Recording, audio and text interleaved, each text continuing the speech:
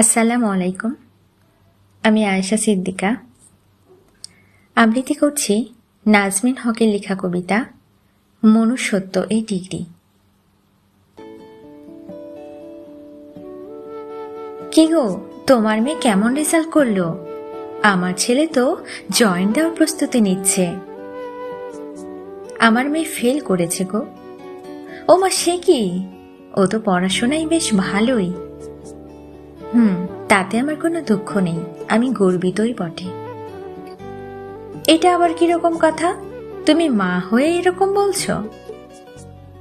হ্যাঁ, কারণ আমার মেয়ে যেদিন শেষ পরীক্ষাটা দিতে যায় সেদিন এক বৃদ্ধা রাস্তা ক্রস করতে গিয়ে তার অ্যাক্সিডেন্ট হয়। আমার মেয়েই তাকে নিয়ে তড়িঘড়ি হসপিটালে নিয়ে যাওয়াতে তিনি বেঁচে যান। তা বলে 1 বছর নষ্ট করে দিল? আমার মেয়ের 1টা বছর নষ্ট হয়ে গেলে সে আবার পরীক্ষা দিতে পারবে, কিন্তু সেদিন যদি আমার মেয়ে সে বৃদ্ধাকে হসপিটালে না নিয়ে যেত তাহলে হয়তো এই বছরটাই তার শেষ বছর হতো, তাই না?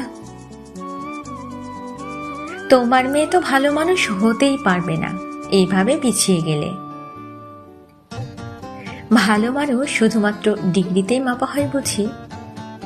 খাতা কলমের ডিগ্রি তো আমার মেয়ে অর্জন করেই নেবে, কিন্তু ও যে মনুষ্যত্বের ডিগ্রিটা অর্জন করতে পেরেছে তাতে আমি গর্বিত। ধন্যবাদ।